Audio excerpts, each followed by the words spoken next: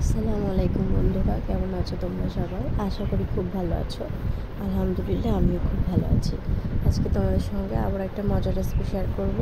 আজকে আমাদের বাড়িতে হয়েছিল কচি লাউ দিয়ে বোয়াল মাছের ঝোল। প্রথমে দেখছো মাছটাকে খুব সুন্দর করে কেটে ভালো করে ধুয়ে নিতে হবে। এই মাছে যেহেতু আঁশ থাকে না, সেই জন্য কিন্তু চামড়াটা এরকম কালো রঙের হয়। তোমরা আবার ভেবো না যে এটা নোংরা। এটা নোংরা না, এই মাছের গায়ে আঁশ নেই, এই কারণে মাছের চামড়াটা এরকম কালো। পাঙাশ ট্যাংরা মাছেও কিন্তু এরকম থাকে। মাছগুলোকে ধুয়ে নিয়েছি, একটু লবণ ও হলুদ মাখিয়ে নিলাম। এরপরে কড়াইতে তেল দিয়ে দিচ্ছি। তেলটা বেশ ভালো করে গরম করে নিতে হবে, যাতে করে মাছটা খুব সহজে উল্টানো যায়। আমি এখানে একটা একটা করে মাছ দিয়ে দিচ্ছি। একটু সর্ষে বেটে নিচ্ছি রান্নার জন্য। মাছগুলোকে কিন্তু খুব ভালো করে আমি লাল লাল করে এপিট ওপিট উল্টে অনেকক্ষণ ধরে ভেজে নিয়েছি। প্রত্যেকটা মাছকেই আমি এইভাবে লাল লাল করে ভেজে আলাদা একটা পাত্রে তুলে নিচ্ছি। এবারে আমি মাছের ওই তেলটাতে দিয়ে দিচ্ছি কালো জিরে। তারপরে আমি এখানে দেব কাঁচা লঙ্কা। এখানে 5টা কাঁচা লঙ্কা ছিল, আর দিয়েছি কোচানো পেঁয়াজ। এই তেলে আমি আরও একটু তেল দিয়ে দেব, দিয়ে বেশ ভালো করে মশলাটাকে ভেজে নেব। আর একটু তেল দিয়ে দিলাম আমি। এরপরে পেঁয়াজ ও লঙ্কাটাকে ভালো করে ভেজে নিচ্ছি। তারপরে গোটা গোটা করে আমি কেটে রেখেছিলাম লাউ, সেটাকে আমি দিয়ে দেব। আদা ও রসুন বাটা দিলাম।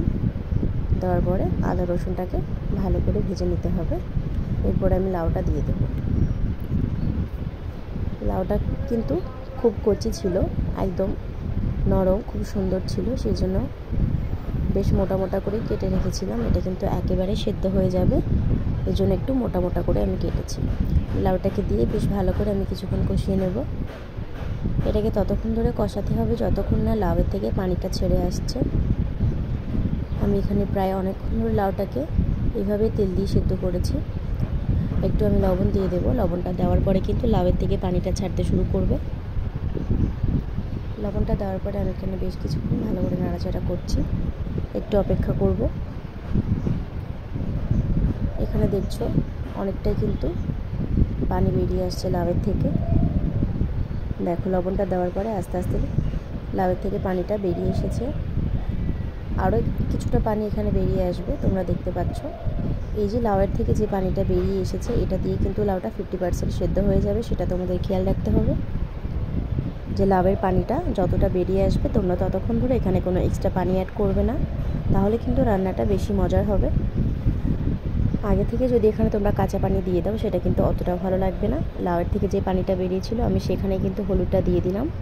এখানে আমি আলাদাভাবে পানি দিলাম না। হলুদটা দিয়ে একটু ভালো করে নাড়াচাড়া করে নিচ্ছি।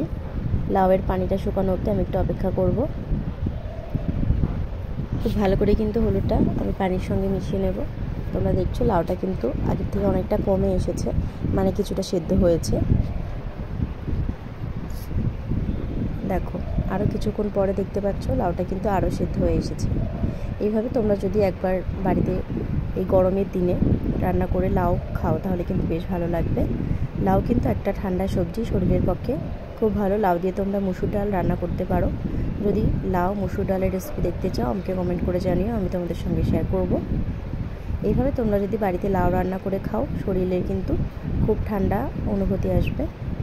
লাউ কিন্তু শরীরকে ঠান্ডা রাখে, পেট ভালো রাখে। আমি সর্ষে বাটাটা দিয়ে কিছুক্ষণ কষিয়ে এখানে পরিমাণ মতো পানি দিয়ে দিচ্ছি ঝোলের জন্য। পানিটা দেওয়ার পরে আমি কিছুক্ষণ অপেক্ষা করব, যতক্ষণ না ঝোলটা পুরোপুরিভাবে ফুটে আসছে। আর লাউটা কিন্তু সেদ্ধ হওয়া নিয়ে একেবারে ভয় নেই, এটা কিন্তু খুব সুন্দর সেদ্ধ হয়ে গেছে। দেখো, ঝোলটা কিন্তু অলরেডি ফুটে এসেছে, তোমরা দেখতে পাচ্ছ। এক একটা সবজি দিয়ে কিন্তু বিভিন্ন রকমের রান্না করা যায়, ঠিক সেইভাবে কিন্তু কিছু কিছু সময় একটু ভিন্ন পদ্ধতিতে রান্না করলে বেশ ভালো লাগে। এই জন্য আমি আজকে এইভাবে ট্রাই করলাম। আমার এখানে মাছগুলো দিয়ে দিলাম। এবার আমি এটাকে আলাদা একটা পাত্রে নামিয়ে নেব। তো বন্ধুরা, আজকে এই লাউয়ের তরকারিটা তোমাদের কেমন লেগেছে আমাকে কিন্তু কমেন্টে জানাতে একদম ভুলবে না। তোমাদেরকে আমি দেখিয়ে দিই লাউটা কতটা পরিমাণে সেদ্ধ হয়েছে। এখানে আরও কিছুক্ষণ আমি অপেক্ষা করছি লাউটা পুরোপুরিভাবে সেদ্ধ হওয়া পর্যন্ত। দেখো, আমার এখানে কিন্তু তরকারিটা হয়ে গেছে। এবার আমি নামিয়ে নিয়েছি। ভিডিওটা ভালো লাগলে অবশ্যই লাইক করে দিও। কালকে চলে আসবো তোমাদের সঙ্গে আবার কোনো ভিডিও শেয়ার করতে। সেই পর্যন্ত সবাই নিরাপদে থাকবে। সুস্থ থাকবে, ভালো থাকবে। আজকে এখানেই শেষ করছি। খুদা হাফেজ।